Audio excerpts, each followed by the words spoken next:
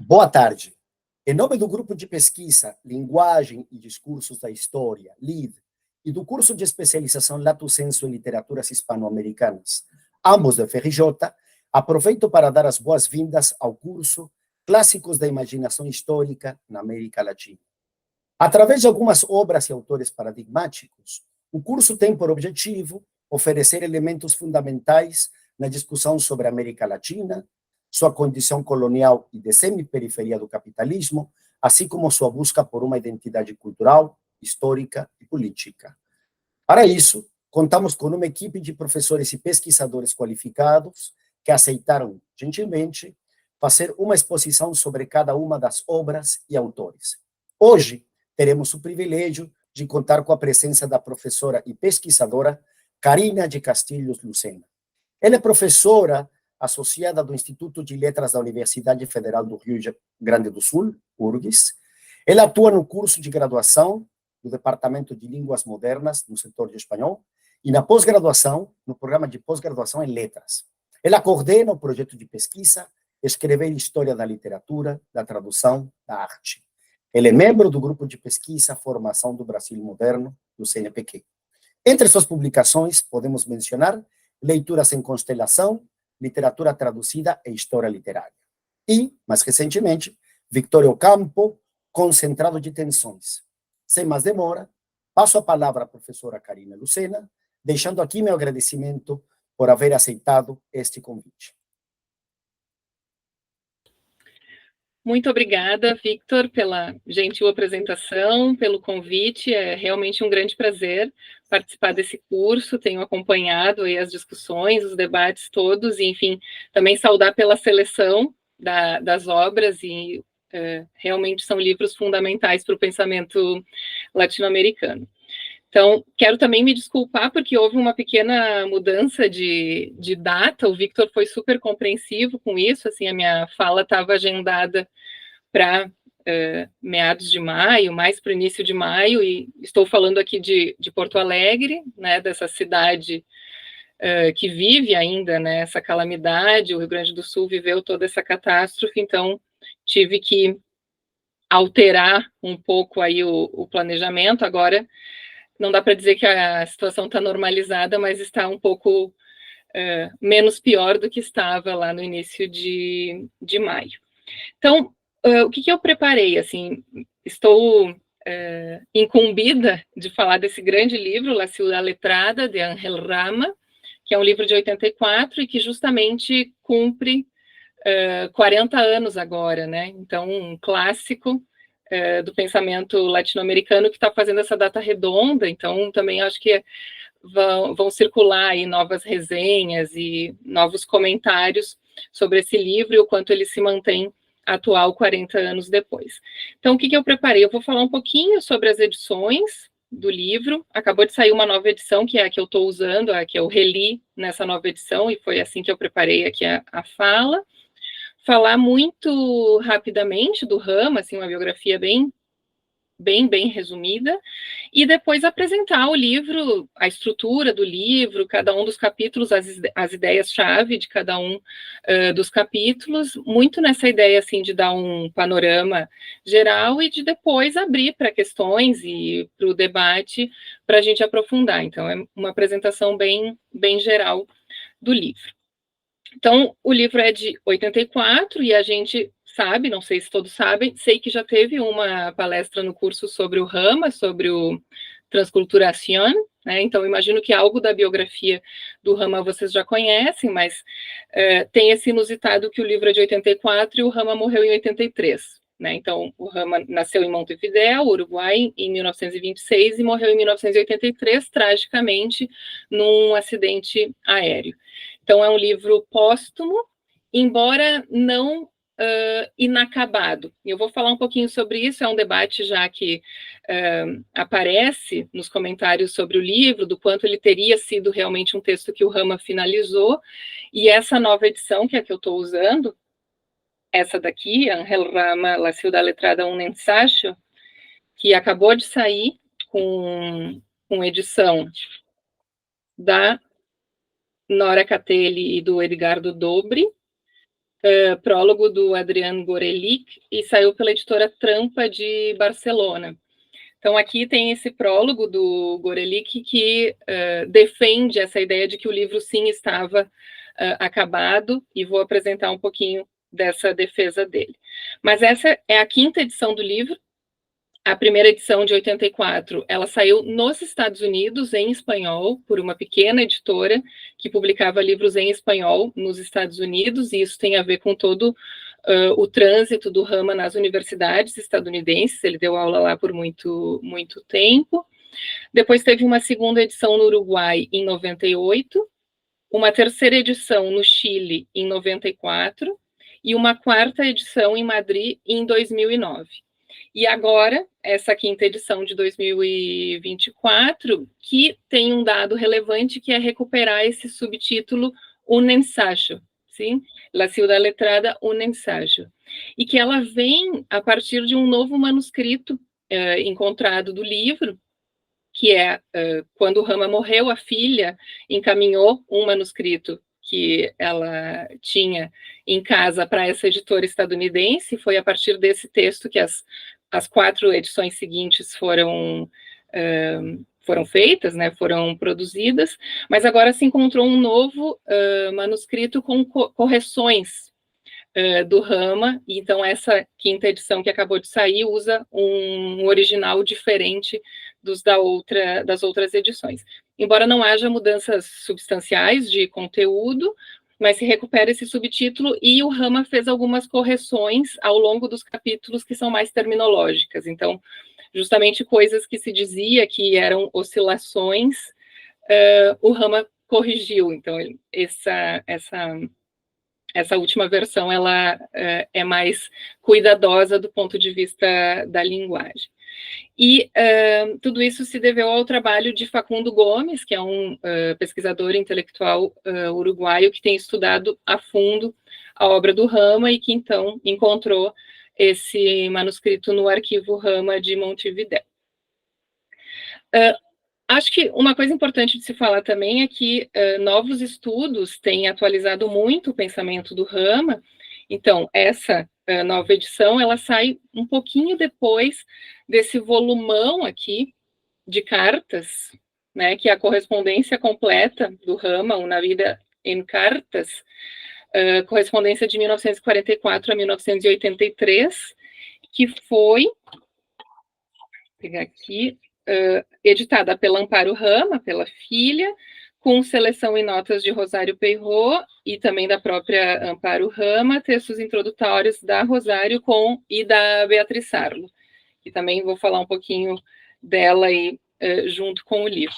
Então, esse livro aqui saiu o ano passado, não, 2022, essa correspondência. Então, isso também ajudou a entender todo o processo de redação do La Ciudad Letrada pelas cartas que o Rama estava trocando naquele momento com outros intelectuais e com a família. Então, esse volumão aqui de cartas é complementado, se pode dizer, por essa nova edição e pelas correções que foram feitas, e coisas que até o momento eram documentos privados, agora são documentos públicos, essas cartas recuperadas. Rapidamente sobre a biografia do Rama. Então, como eu comentei, ele nasceu em 1926, em Montevidéu. Ele estudou na Faculdade de Humanidades e Ciências da sua cidade, né, Montevidéu. Esteve um período curto, no ano de 1955, na França. E lá ele teve aulas com Fernand Braudel. E essas aulas, enfim, esse estudo que ele fez lá, se diz, enfim, esse prólogo que eu estou amparando aqui, parte importante da minha fala, recupera que é uma referência muito importante, essas aulas com o Braudel, e essa noção toda de longa duração, enfim, toda essa historiografia que estava já consolidada na França e que o Rama incorporou, e que isso aparece como sendo uma das referências do La Ciudad Letrada. Essa noção, especialmente de longa duração, é muito importante para entender o livro. Mas logo depois, então, o Rama já volta para Montevidéu, e entre 1959 e 1968, ele vai dirigir a seção literária de uma das revistas dos semanários mais importantes, não só no Uruguai, mas sim na América Latina, que é o semanário Marcha.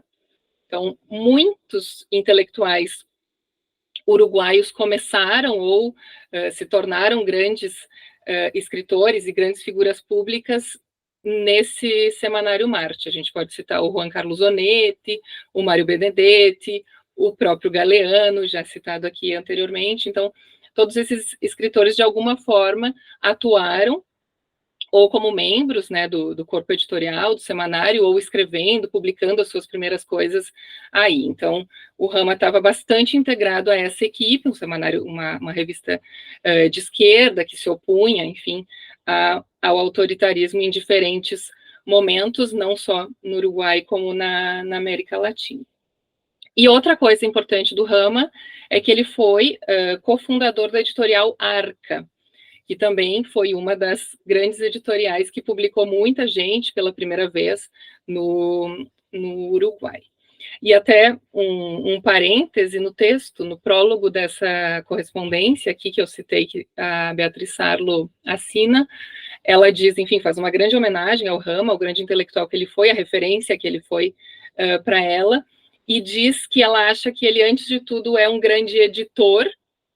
Claro, é um pensador, mas é um editor no sentido dessa solidariedade que ele tinha com os outros escritores, enfim, com gente de início e de fim de carreira, em que ele pensava projetos de grande escala e as pessoas encaminhavam esses textos para serem editados ou em revista ou em coleções, e o Rama lia tudo detalhadamente, fazia comentários que sempre melhoravam os textos de quem encaminhava para ele esse material. Então, ela conta no texto todo o episódio de como que ela conheceu o Rama na Unicamp, em São Paulo, com um evento organizado pelo Antônio Cândido, que também vai aparecer um pouquinho aqui na minha fala, mas isso de esse intelectual que tem uma obra super consistente, super respeitado, mas que tem essa generosidade com os colegas no comentário e nessa função de editor dos textos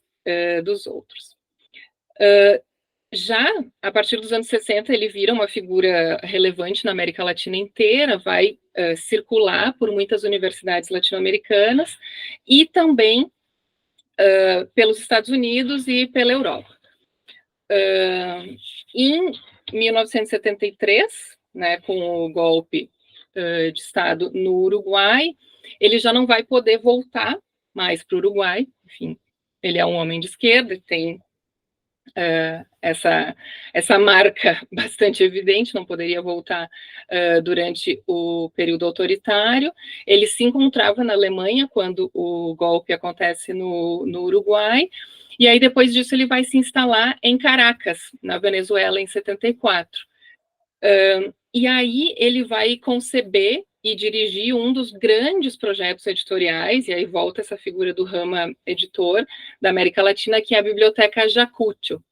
Enfim, é um projeto que, sediado na Venezuela democrática naquele momento, no momento em que muitos países latino-americanos já estavam, né, sob ditaduras civis militares, ele vai convidar intelectuais da América inteira para pensar essa coleção mais ou menos no espírito do curso aqui, né, desses grandes livros do pensamento latino-americano. Vão ser 400 volumes, editados em língua espanhola, mas em que compostos por textos não originalmente somente escritos em espanhol. O Brasil participa, a América francófona participa também, os textos em português e francês traduzidos especialmente para essa coleção por grandes tradutores e com paratextos também de grandes críticos. Então, aí entra o já citado Antônio Cândido, que foi a referência para pensar toda a parte brasileira.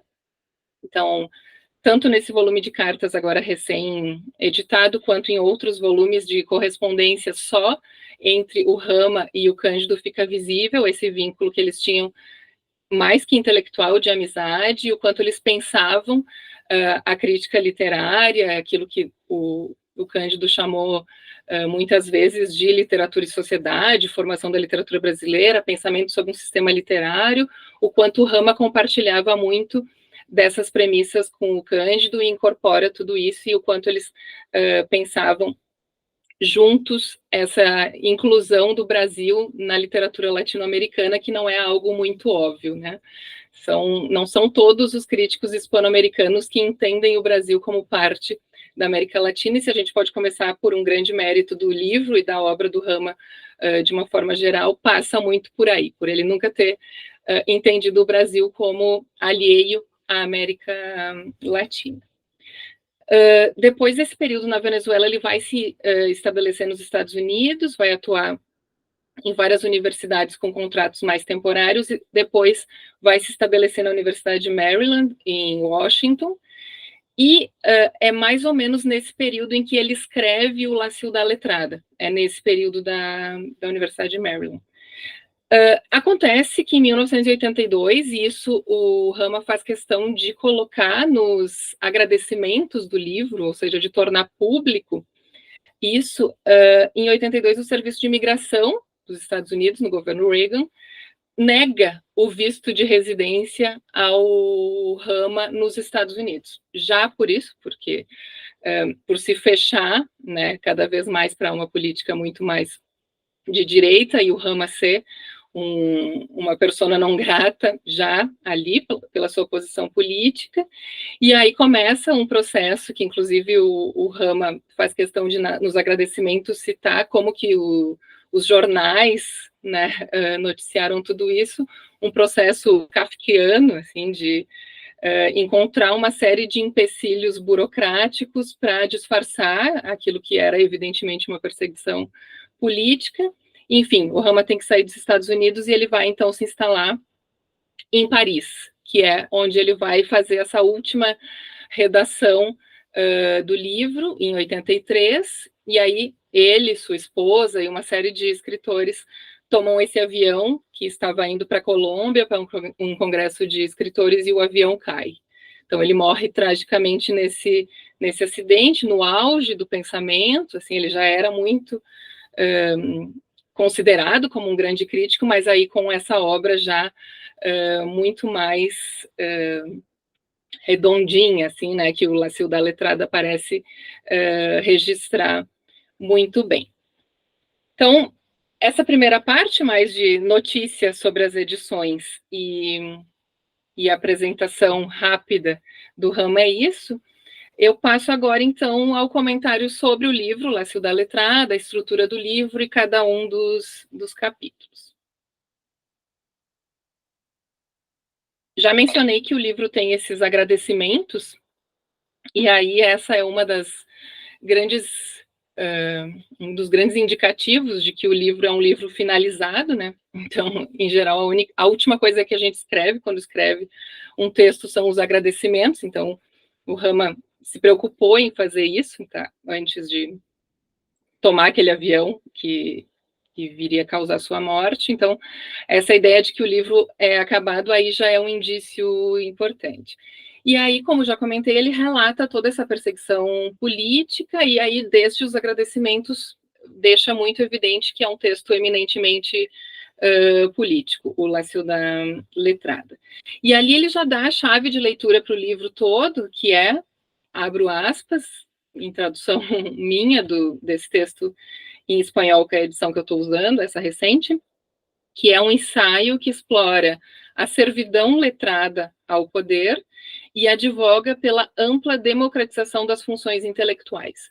Então, é algo que hoje em dia a gente chamaria de história intelectual, né? É um livro que pensa isso, a função social do intelectual, a função política do intelectual, e uma leitura rápida e talvez imprecisa do livro poderia entender a crítica que ele faz a muitos intelectuais que se sentiram muito cômodos nesses espaços de poder e ajudaram a fundar esses estados, esses jogos de poder, ver ele vê isso como algo a ser criticado, mas de forma alguma é um livro anti-intelectual. Então, é um livro que faz com que se pense na ampliação e na democratização da função intelectual. E aí é um livro que vai, usando de novo essa ideia de longa duração, vai pensar nesse componente da cidade letrada, desses letrados participando da formação das cidades latino-americanas, desde 1500 e algo até o presente em que o Rama estava escrevendo, 1980. Então, é um recorte, assim, uma diacronia bastante extensa, mas que ele vai fazer perguntas justamente sobre isso, sobre essa conexão entre intelectuais e poder ao longo do tempo, e como essa função também vai se modificando, se ampliando, e pensando nisso, também alterando as cidades, né, pensando também espacialmente essa América Latina, embora me pareça que seja um livro muito pensado para a cidade do México, para o Rio da Prata, Buenos Aires, Montevidéu, mas com referências a outras grandes cidades, como Bogotá, como Caracas, enfim, isso aparece, embora me pareça que o centro do raciocínio seja México e Rio da Prata, e Rio da Prata porque ele é uruguaio, né? Então faz sempre questão de marcar essa posição do uruguaio, que fica lembrando os argentinos de que eles não são o centro do mundo, né? Eu acho que se o Rama fosse argentino, não teria nenhum pudor em pensar só em Buenos Aires, e o Rama fica o tempo inteiro dizendo, não, o Rio da Prata tem uma dinâmica que inclui também o Uruguai. Então, são 6 capítulos. O primeiro capítulo se chama La Ciudad Ordenada, e essa ideia de ordem, de ordenação, é muito importante. É um capítulo em que ele coloca mais as premissas teóricas e começa com duas referências assim que já dão aquele impacto e que tornam o livro tão interessante, né?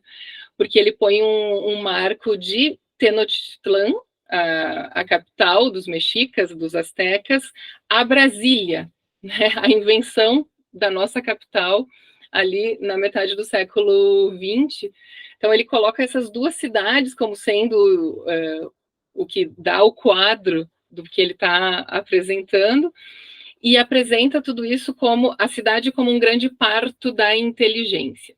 Ele não vai voltar necessariamente a essas duas cidades, mas acho que esse início por aí é uma provocação muito interessante, né, de a gente pensar numa cidade que tem toda essa carga originária, né, dos indígenas, e uma cidade como Brasília, que é todo um monumento da vanguarda que o Brasil inventou ali nos anos 50, 60. E, obviamente, todo o livro está muito marcado pela noção entre a colonização, o que a colonização revela para a Europa neste novo mundo, então sempre tem esses contrastes entre o novo e o velho mundo, entre centro e periferia. E no novo mundo, essa cidade, ela é um sonho de ordem, por isso o título, né, Cidade Ordenada, é um sonho de ordem que encontra um lugar próprio para encarnar, que é este novo mundo. Então, na América, essa primeira realização material desse sonho central de edificação da era capitalista, reforçado nessas cidades que são sonhadas e construídas para o futuro e não necessariamente para atender às exigências e às demandas daquele momento em que elas estavam sendo construídas. Justamente por essa ideia de que as cidades são muito mais um plano para o futuro, para o sonho, para o desejo, do que para o presente, o Novo Mundo tem essa construção que é mais projetiva do que ancorada no que acontecia. O Rama vai buscar uma referência que é no Foucault, no Michel Foucault, das Palavras e as Coisas, um livro de 66, então ele vai fazer toda uma definição do quanto essa problemática das palavras e das coisas no Foucault, que é o quanto no século XVI e XVII é um momento crucial da cultura do Ocidente em que as palavras começaram a se separar das coisas, e o quanto essas cidades existiam muito mais como palavras do que como coisas, e faz toda essa reflexão a partir do Foucault, que não aparece no livro, mas a gente sempre lembra, é um livro que começa com uma citação do Borges, né, dizendo esse livro nasceu de um texto de Borges. Então, o quanto também tem essa contribuição latino-americana nesse escritor que não é lá muito entendido como latino-americano, que é o Borges, mas, enfim, o quanto o Foucault está também atento a esse funcionamento do Novo Mundo. E aí vem todo esse debate sobre a colonização, sobre essas cidades que são inventadas e regidas por uma ordem social hierárquica, transposta para a ordem distributiva da cidade. Se pode ler a sociedade no mapa de uma cidade, e a composição das cidades latino-americanas, elas respeitaram, em grande medida, tem muita generalização no livro, mas o argumento todo do Rama é que parte importante delas respeitou o formato, né, o planejamento do dameiro, do jogo de damas, que são aqueles quadriculados, e que tem esse princípio regulador da unidade, do planejamento e de uma ordem rigorosa que traduz a hierarquia social. Então, essa cidade está feita e está pensada para manter essa hierarquia muito definida e as coisas todas no seu lugar. O quanto a cidade responde a esse desejo de ordenação da colonização. E aí volta, então, a Foucault, em vez de representar a coisa em si, elas representam o sonho da coisa, o desejo dessa coisa, e o que é isso? É essa ordem, de uma ordem que se perpetua para perpetuar o poder e conservar a estrutura socioeconômica e cultural que esse poder garante. E isso vai ser, obviamente, um contraste entre Europa e América, em o que na Europa representa a abstração, a racionalização e a sistematização, que obviamente vai entrar em tensão com a particularidade, a imaginação e a invenção local, muito marcada pelas culturas originárias que já estavam aqui. Então, ele também vai flagrar essa tensão entre o colonizador e a população que já estava quando chegam os espanhóis. Então, esse primeiro capítulo mais de premissas teóricas, né, aparecem aí essas referências, e aí o capítulo 2 aparece, então, já esse título do livro, que é o La Ciudad Letrada. O capítulo 2 leva o título de La Ciudad Letrada. E aí que vão entrar os intelectuais, os letrados, e a função que eles têm no desenho dessa hierarquia, dessa sociedade que está construindo essa ordem de colonização, de manter todo mundo no seu lugar. Ele entende essa cidade letrada, esses letrados, como um anel protetor do poder e também que executa as ordens desse poder. Quem são essas figuras? Religiosos, administradores, educadores, escritores, ou seja, intelectuais, que durante a colônia foram remunerados, ele faz uma coisa meio irônica, tiveram o seu ócio remunerado por outras vias para executarem esse projeto, porque obviamente não havia um público consumidor de trabalho intelectual ali naquele momento.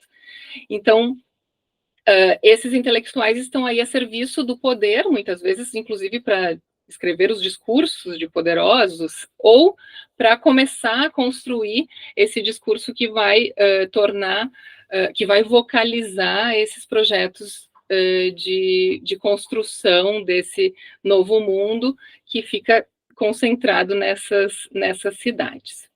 Essa função social dos intelectuais, que a partir do púlpito, da cátedra, da administração, do teatro, demarcava e dirigia as sociedades coloniais.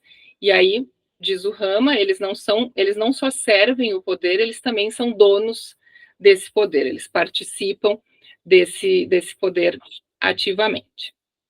E por que tudo isso tem a ver com essa escala, com esse espaço da cidade letrada, porque é muito importante que esse grupo restritamente urbano se oponha à maioria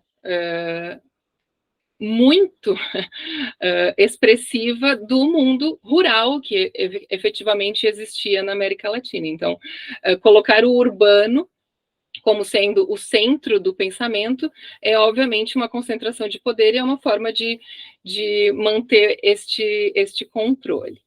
Então, é executar a letra em um meio desguarnecido de letras. É adonar-se da escrita em uma sociedade oral ou analfabeta. Então, quem eram aqueles poucos que dominavam esses códigos, e justamente por dominar esses códigos se constroem como donos do poder. Então, o Rama vai discutir muito os encontros e desencontros entre o que vai ser a cidade real, a sociedade como um todo, e essa cidade letrada, que é o elenco intelectual dirigente.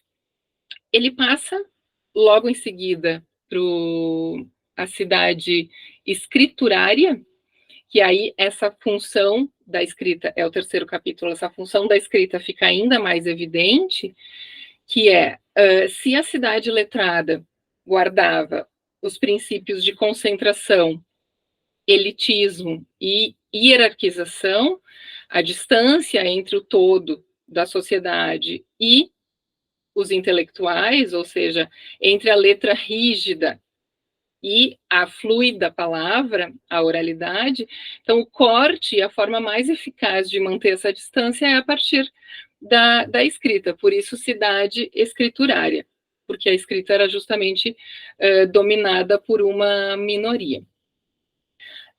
Ele dá um exemplo muito eloquente dessa diferença, né, dessa divisão entre uma grande massa não letrada ou oral, que vinha muito das populações indígenas, e a colonização e o domínio da língua espanhola imposta a todos, que é a fundação de universidades antes da fundação de escolas de primeiras letras. Isso é uma coisa que nós brasileiros olhamos para os países hispano-americanos com um pouco de inveja, assim, né, de que as universidades na América Hispânica foram fundadas já no século XVI, e a gente não teve nada disso no Brasil. Enfim, a elite intelectual, os intelectuais no Brasil iam a Portugal para se qualificar, para se formar, não tinham como permanecer aqui. Então, a gente vê isso como sendo um corte importante, né, no letramento das elites, a diferença da colonização espanhola e portuguesa, mas aí o Rama traz esse debate de, bom, é interessante, óbvio que sim, universidades são importantíssimas, mas colocar toda a ênfase nelas e não na ampliação, né, na educação popular e na ampliação, na diminuição desse nível entre o letramento e o não letramento, mostra o quanto os letrados colaboraram com esse princípio de distanciamento e de concentração da letra como concentração de um poder restrito a poucos. Então, nesse capítulo da cidade escriturária, vai aparecer muito a diferença entre línguas, entre, pelo menos, uma diferença explícita entre o espanhol que chega com a Espanha e as línguas indígenas, entre uma língua pública, que é a língua da norma, né, dos grandes documentos, e uma língua popular, cotidiana mesmo, as transformações que o idioma espanhol vai passar quando se enraiza na América. Esse contraste entre o espanhol e as línguas indígenas e africanas, e o quanto isso vai ser um problema interessantíssimo para a literatura, que ali durante o período colonial ainda era muito marcada por gêneros como a carta, como as crônicas, né, que são gêneros muito mais de informação, não eram ainda os gêneros literários que viriam depois, os romances, enfim, né, os gêneros que dependiam mais de uma estrutura já independente, que iam depois, no século XIX, né, se estabelecer com mais força. E aí esse letrado que está começando a esboçar esses gêneros, essas cartas, essas crônicas, se dividindo entre essas línguas, entre o espanhol que ele impõe, as línguas indígenas que são presentes, ele vai ocupar uma função de tradutor. Para quem dos estudos de tradução, é bem interessante essa parte do livro, porque o letrado é uma espécie de tradutor do novo mundo para o velho mundo, porque o público continua sendo a Europa, e ele tem um pouco essa função de explicar em língua culta, no espanhol da Espanha, o funcionamento da sociedade americana, que está marcada por um funcionamento que vem do indígena e que vem também do que é a realidade local, a matéria local, né? Desde geografias, árvores, pássaros, comportamentos que não existem em outros lugares, e aí como que dá nome a isso, como que comunica tudo que se encontra aqui, e também desses processos que são também sociais, e qual é a compreensão que eles têm do funcionamento daqui. Então, essa função de tradutor desses letrados. E então, essa cidade letrada, ela vai tentar ser fixa e atemporal, em oposição à cidade real, que só existe na história e que se dobra às transformações da sociedade. Então, o intelectual vai estar nessa tensão entre controlar ou representar essa complexidade das transformações sociais. E aí o Rama, com a sua perspectiva progressista, sempre querendo que o intelectual cada vez mais olhe para a cidade real do que só para a cidade letrada, ele vai fazer uma valorização de nomes que, ao longo desse recorte histórico que ele faz, viam como um problema essa distância entre o intelectual e a sociedade. Então, só um exemplo é o Simón Rodríguez, um venezuelano, intelectual venezuelano, que viveu entre 1769 e 1854, que foi pouquíssimo consumido no seu período, mas que o Rama recupera, porque ele já dizia lá, enquanto viveu, que as repúblicas não são feitas de doutores e sim de cidadãos, e defendia uma educação social que estivesse destinada a todo o povo. Parece ser essa a utopia da função intelectual para o Rama, e aí o livro todo vai construindo esse lugar de repúblicas que são construídas por cidadãos e não só por doutores. Então, ele reserva algumas páginas para falar de Simón Rodríguez. Esses são os 3 primeiros capítulos que falam mais do período colonial. A partir do 4º capítulo, a gente já vai entrar mais no século XIX e também já nos Estados-nação, nas independências, em um outro funcionamento em que a relação com a Europa, a relação com a Espanha não é mais a mesma, está se transformando. Então, tem todos os projetos de invenção nacional. Então, o capítulo 4 se chama La Ciudad Modernizada, e começa, é muito a partir de 1870, já é no período da segunda metade do século XIX, em que um processo de modernização, por isso cidade modernizada, passa a incorporar novos setores às letras, e as letras passam a ser também uma forma de ascensão social. Isso vem muito amparado nas grandes migrações, não só rurais, né, no quanto massas rurais vão se estabelecer cada vez mais nas cidades e vão transformar essas cidades em cada vez mais grandes metrópoles, mas também a grande imigração europeia que a América vai receber nessa virada do século XIX para o século XX. E isso vai fazer com que a cidade letrada, a partir desse final do século XIX, tenha muita dissidência, e se configure, então, todo um princípio de crítica, de pensamento crítico e de intelectuais que discordam entre si, de grandes debates, justamente porque houve essa ampliação da função intelectual.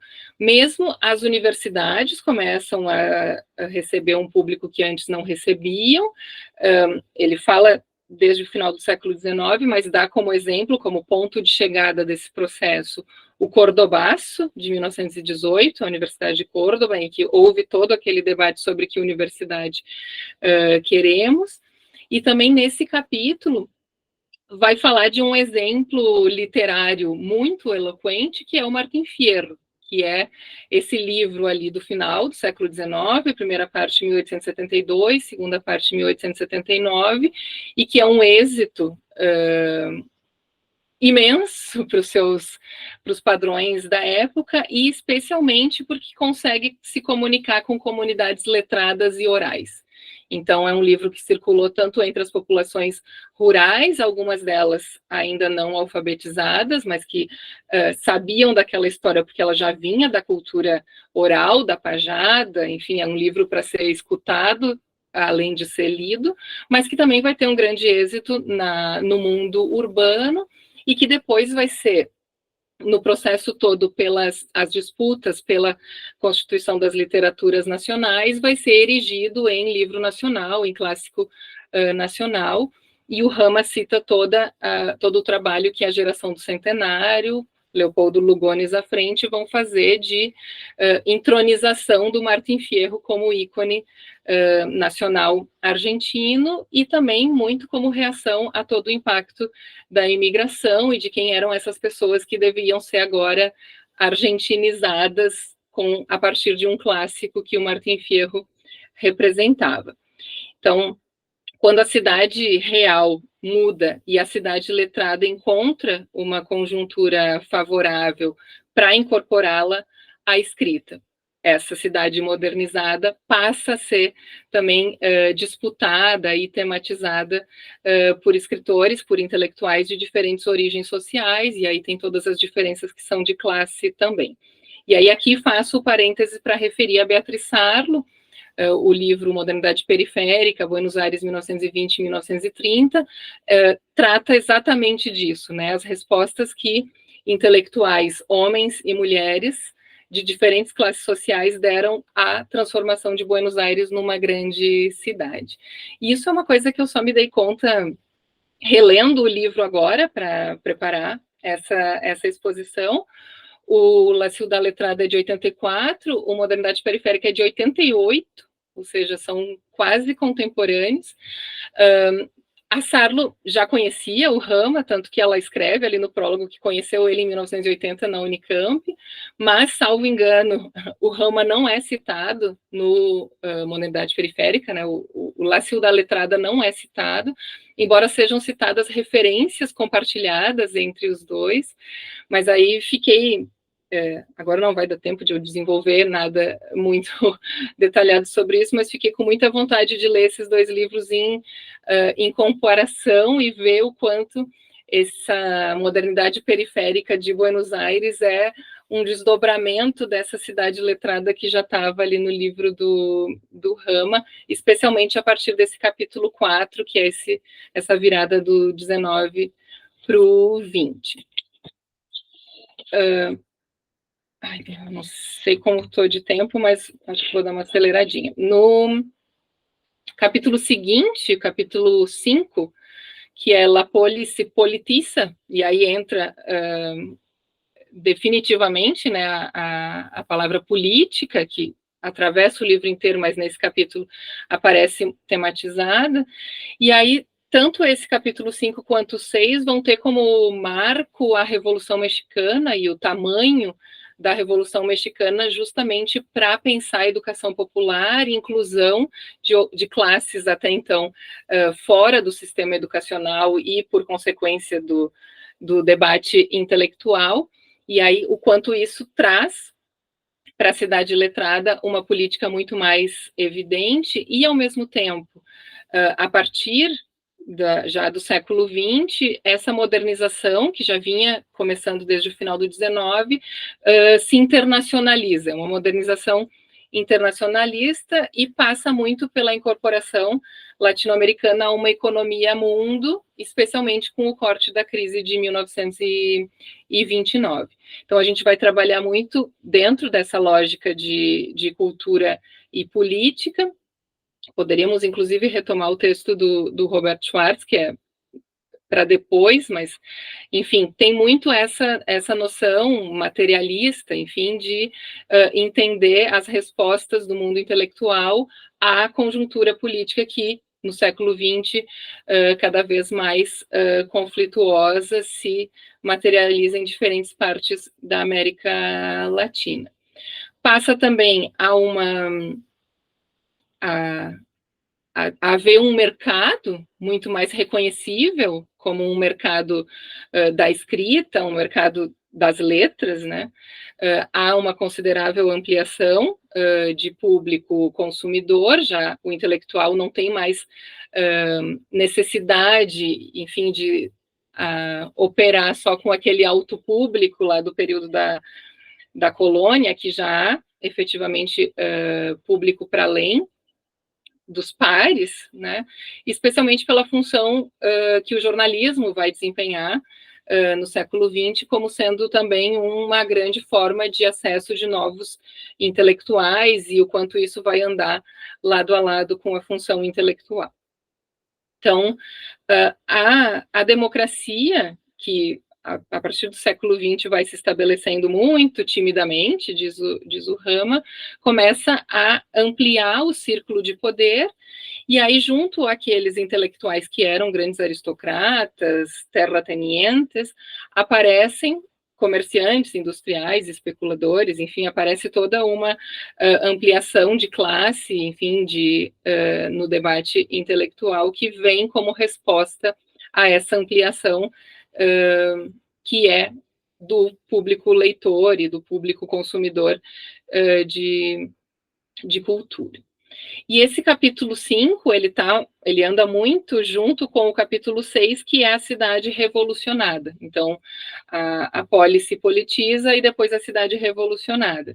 E aí aparece, de novo, esse corte, que é a Revolução Mexicana, e também uma série de governos populares que vão assumir o poder em diferentes países hispano-americanos e no Brasil também, latino-americanos, e que vão fazer a revolução ou pelas armas, como a mexicana e a cubana, ou uma revolução pelo voto e pela incorporação das classes populares. Então, ele vai citar a presidência de José Batlle Ordóñez, no Uruguai, vai citar o Hipólito Yrigoyen, na Argentina, em 1916, o Arturo Alessandri, no Chile, em 1920, o Getúlio Vargas, no Brasil, em 1930, depois o Perón, na Argentina, em 46, o Rômulo Gallegos, na Venezuela, em 58, a Revolução Cubana, obviamente, em 59, Salvador Allende no Chile, em 1970, o sandinismo nicaragüense em 1980, ou seja, um arco que vai de 1911 até o presente do Rama, ali nos anos 80, o presente de escrita do livro nos anos 80, que são essas ondas democráticas em que a população, em que esses governos populares trabalham com essa educação e com essa noção de tornar cidadãos, levar o pensamento crítico para classes que até então eram alijadas desse processo. Então, o capítulo trata, e já é a finalização do livro, né, de examinar os efeitos dessas revoluções na cidade letrada. Acaba aparecendo uma geração intelectual intermediária, vigorosamente populista e nacionalista.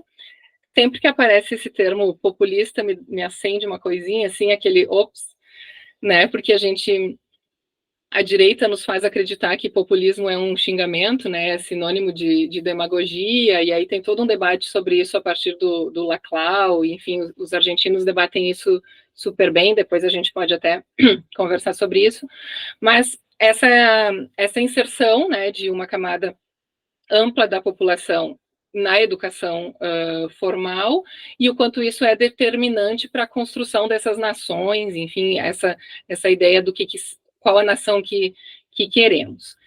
Ele faz um registro importante desse período, que é o Prêmio Nobel para Gabriela Mistral, em 1945, é o primeiro prêmio Nobel que uma latino-americana ganha, é uma mulher, então vem muito também do debate feminista da época, mas vem muito da intelectual que era a Gabriela Mistral, como representante dessa grande ampliação da função do intelectual, que tinha muito a ver com educação popular, com educação infantil, com educação no campo, e toda a militância que ela tinha nesse meio.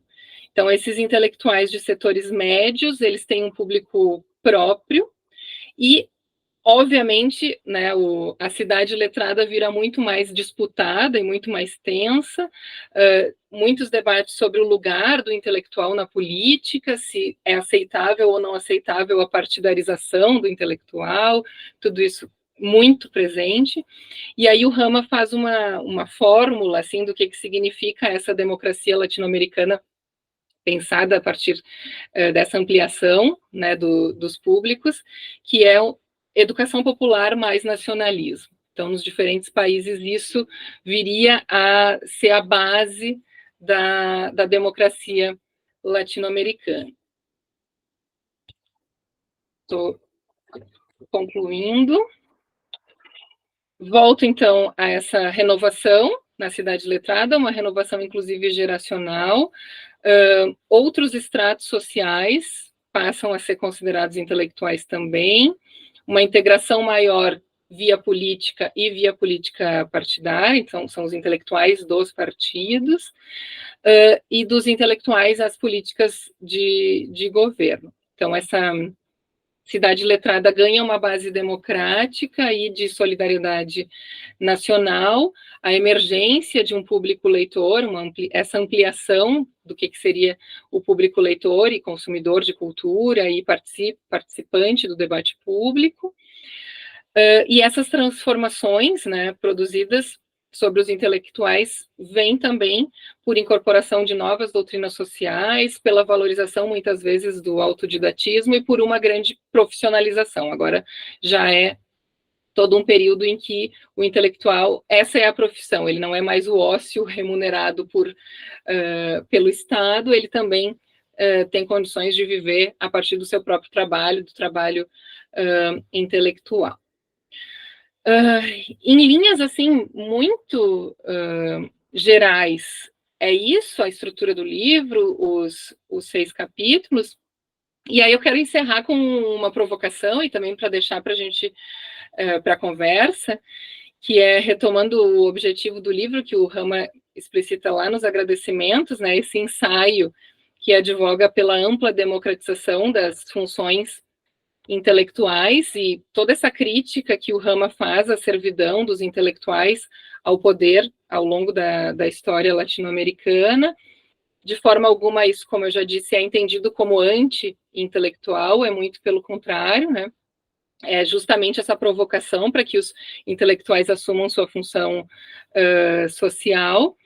E esse livro clássico, né, que publicado há 40 anos atrás, e como ele funciona como esses clássicos que continuam respondendo perguntas para tempos para os quais eles não estavam pensados, né, o quanto isso ainda nos diz hoje, nesse nosso presente, a importância de a gente reler esse livro nesse momento em que muitas vezes o poder se alia deliberadamente ao que é anti-intelectual, ao que é anti-ciência, a qualquer recusa do pensamento crítico, o quanto esse livro se comunica com a universidade que nós temos hoje, cada vez mais essa ideia da universidade socialmente referenciada e democratizada pelas leis de cotas, pelas ações afirmativas, o quanto esse livro nos diz sobre esse mundo que nós vivemos. E para puxar um pouquinho de novo para o que eu comentei, que eu estou falando de Porto Alegre, né, essa cidade que sofreu esse baque imenso, não só Porto Alegre, mas muitas cidades no Rio Grande do Sul. Então, reler esse livro que fala sobre a cidade e o poder e os intelectuais em uma cidade destroçada por um poder público que ignorou parte importante dos seus intelectuais, e o quanto uma cidade letrada com intelectuais ouvidos teria salvado Porto Alegre também dessa catástrofe que a gente viveu. E o quanto a gente tem que olhar, né, para esse livro, pensando em tudo que aconteceu depois da publicação, né? Então, a política, a virada política que houve primeiro para o neoliberalismo e agora para a extrema-direita, e voltar a pensar, né, como intelectuais e poder ajudam a construir e fortalecer as democracias latino-americanas. Basicamente isso, gente, não sei quanto ao tempo, aí se me excedi um pouco, se sim, peço desculpas, espero que não tenha ficado muito aburrido, e vamos para a conversa.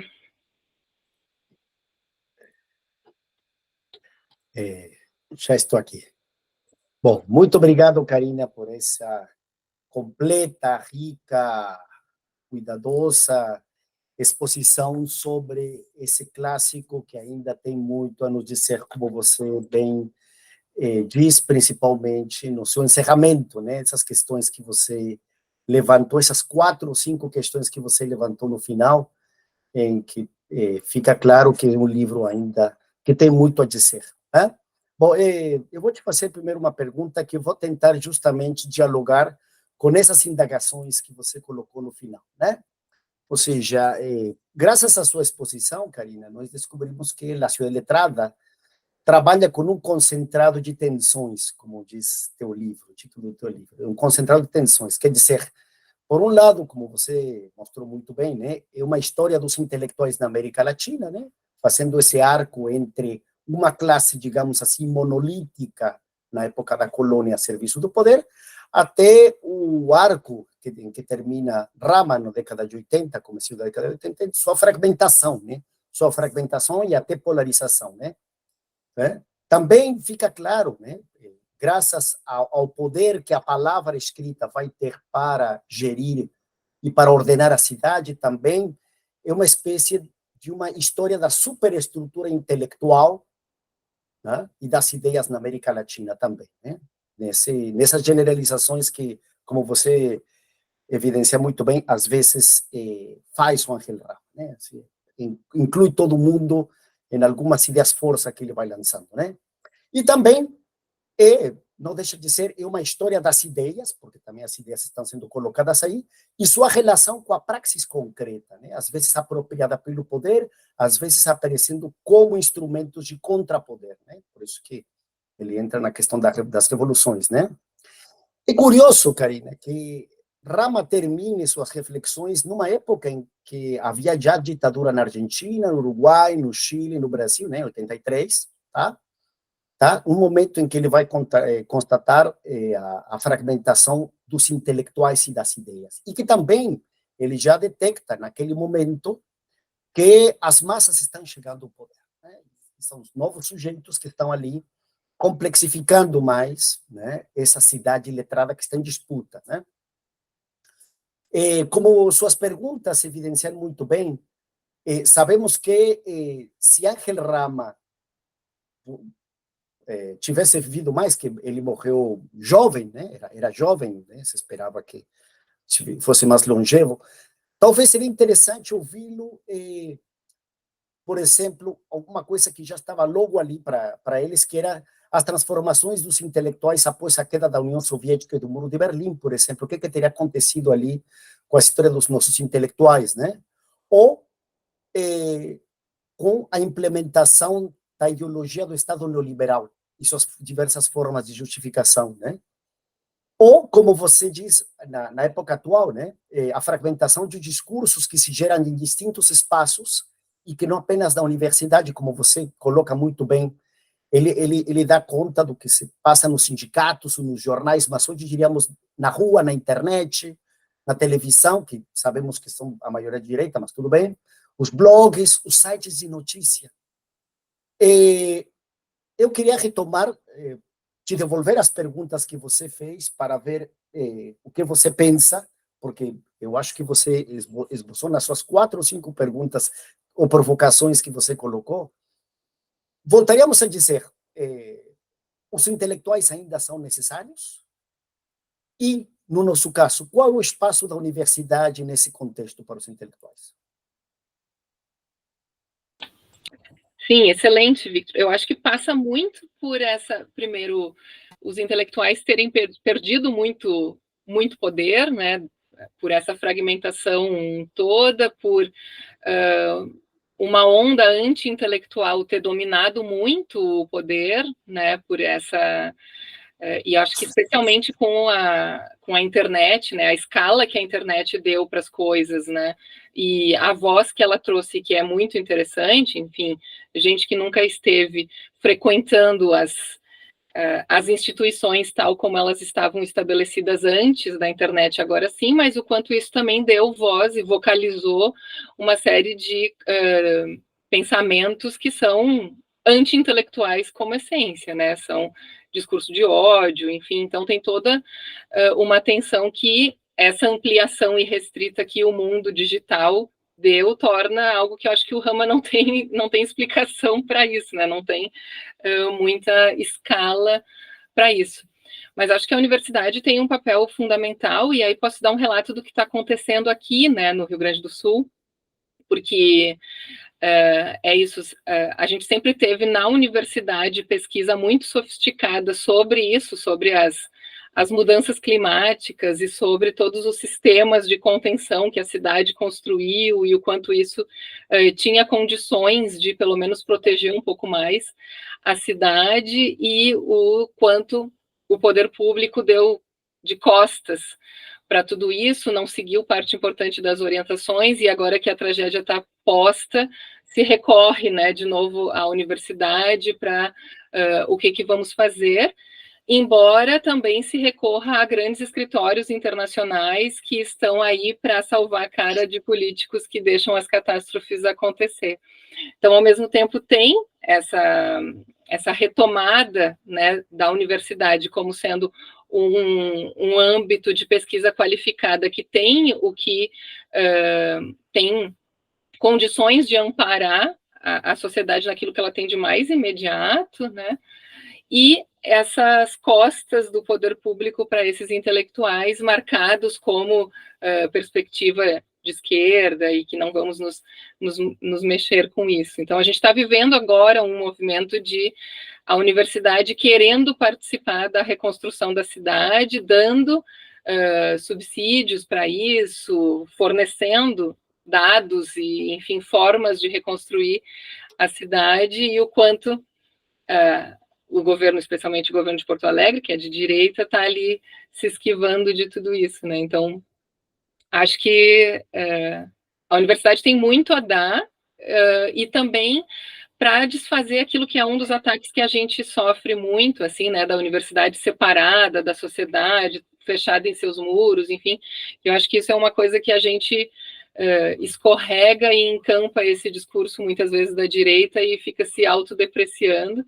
E é justamente o contrário, quanto a gente tem fórmulas e tem ao longo do tempo um acúmulo que é desse da intelectualidade que tem função social e que tem dimensão, né, da sua participação, e que nesses momentos de grande catástrofe aparece aí como por favor, venham agora, então, vocês que estão aí há mais tempo pensando no assunto. Claro, sim, né? Funciona assim. Bom, para finalizar, Karina, te faço mais uma pergunta. Bom, na sua apresentação você enfatizou a leitura o contato que ele teve com Fernand Braudel, né, um dos principais autores da Nova História, né? E também vemos, por exemplo, na Cidade Letrada, que o Ángel Rama revela uma leitura muito atenta, muito cuidadosa do Michel Foucault, né? Permanentemente citado, né? Em alguns capítulos as referências são bastante explícitas, como você mostrou, por exemplo, as palavras e as coisas, né? É curioso, né? Ángel Rama morre naquele acidente em 83 e Michel Foucault em 1984, um ano depois, né? E justamente nessa reflexão sobre a história das ideias, o campo dos intelectuais, é curioso que, como você frisou bastante, com bastante ênfase, Ángel Rama era um pensador de esquerda, basicamente de esquerda, né? E chama a atenção que, em momento algum, na cidade letrada, aparece a palavra empoderamento, que de Michel Foucault, que depois alguns novos intelectuais tentaram se apropriar dessa ideia. Você acha que na Cidade Letrada há vestígios nas noções de empoderamento, ou ainda temos essa relação entre a relação da palavra e o poder próprio da filosofia da praxis. Ou seja, o que eu quero dizer é que os intelectuais ainda são detentores de ideologia, tá? Ou seja, em sua concepção das ideias e sua relação com a praxis, como você enxerga o uso que transparece da questão do poder, das palavras, da legitimidade, através dos intelectuais e sua relação com o poder ou a disputa pelo poder? Ai, que difícil. Sim, efetivamente não aparece essa expressão empoderamento, que agora quase se banalizou, né? Ficou muito presente, mas acho que tem muito a ver com a praxis, sim, como um intelectual que vem do debate da disputa materialista, né? Enfim, que entende como ideologia, que entende também como função de classe, como os intelectuais respondem também à estrutura da sociedade, e à medida que isso vai se ampliando, se democratizando, eles reagem a isso também a partir da sua perspectiva de classe. Então, não veria isso como desmarcado, né, da coisa histórica e social, que me parece que foi um uso que se fez muito do Foucault, né? Então, acho que o uso que o Rama faz do Foucault é muito no início, né? Mais para dar essas bases dessa utopia que é a cidade, né?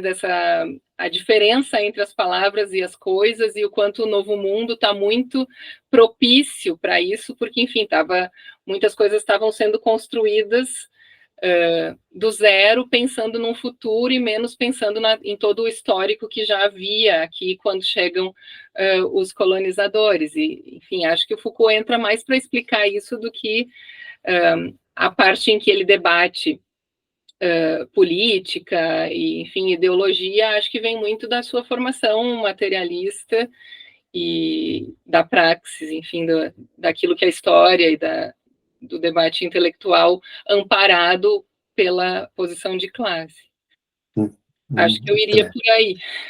Claro. Bom, para finalizar, te faço uma última indagação, né, já que você entrou nessa questão dos intelectuais, e a questão seria, Karina, nessa virada, digamos, dos anos 80 até 2000, né, quando veio o auge do pensamento neoliberal, até que ponto os intelectuais teriam sido coniventes na medida em que não se reconhecem mais, ou durante um período não queriam se reconhecer como intelectuais ativos, tá? E como há um vácuo, um vazio, né, com relação a essa disputa com o poder. Ou seja, até que ponto os intelectuais também teriam eles sido coniventes com digamos, uma despolitização da sua própria praxis ou de sua própria lugar dentro da cidade letrada, quer dizer, do espaço em que a disputa não ocorre apenas por questões de luta de armas ou de posição, mas na luta pelas ideias.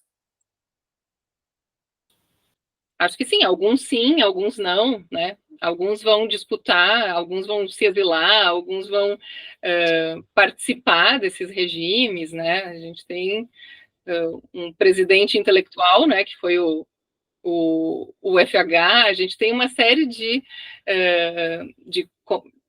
conjunções aí que acontecem a partir das redemocratizações, enfim, dos processos de redemocratização que também foram muito diferentes, né, nos países hispano-americanos, o quanto isso foi mais ou menos dividido com a sociedade de forma ampla ou não, os processos foram mais ou menos conciliatórios, e aí nessa redemocratização, dependendo de como foi o processo, intelectuais encamparam, né, coisas importantes. Aí a gente tem o sábado no Nunca Mais, a mudança do sábado de colaboracionista para o nome, né, que vai trabalhar com as políticas de memória. Então, acho que isso é bem variado. E aí são essas coisas que a especificidade de cada país, e aí se a gente reduzir ainda mais a escala, como tu falou, de concentrado de tensões para cidades, né, mais do que para o país, isso certamente a gente vai encontrar vários problemas para as generalizações que o Rama faz, né? De que, enfim, ele tem na cabeça um processo que é para dar uma explicação mais ou menos geral, e a gente tem uma diversidade imensa, né, nos processos, especialmente para essa época que ele não enxergou, né, que é tudo que vem depois das redemocratizações, mas que ele deixa pistas importantes para a gente pensar nisso, né, na colaboração ou na crítica, na participação ou no lavar de mãos dos intelectuais, né? Claro. Bom, Karina, então, muito obrigado pela sua belíssima apresentação. Agradeço muito a generosidade e sua disponibilidade para estar conosco esta tarde aqui. Obrigado. Obrigada, Victor.